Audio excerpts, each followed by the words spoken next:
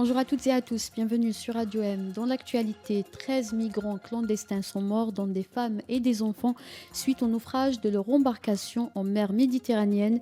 Selon l'activiste espagnol José Francisco Martin, l'embarcation a démarré de la côte de la wilaya de Chlef, faisant état d'un seul survivant et de 7 corps repêchés sur les côtes espagnoles.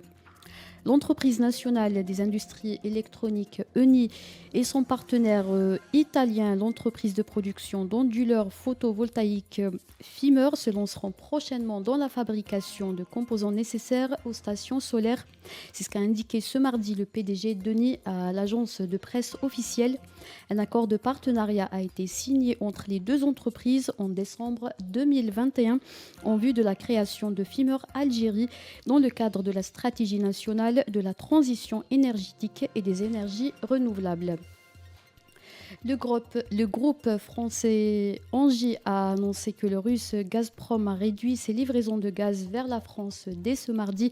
Depuis le début de la guerre en Ukraine, le groupe Gazprom n'a cessé de réduire ses livraisons de gaz vers l'Europe où l'hiver s'annonce très difficile.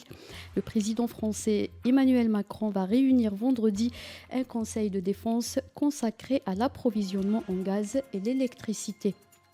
En Irak, les partisans sadristes se sont retirés de la zone verte après des affrontements qui ont fait une vingtaine de morts et près de 400 blessés.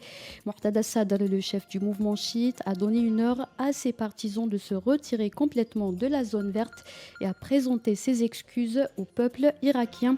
Il a également remercié les forces de sécurité qui sont restées neutres avec toutes les parties en conflit.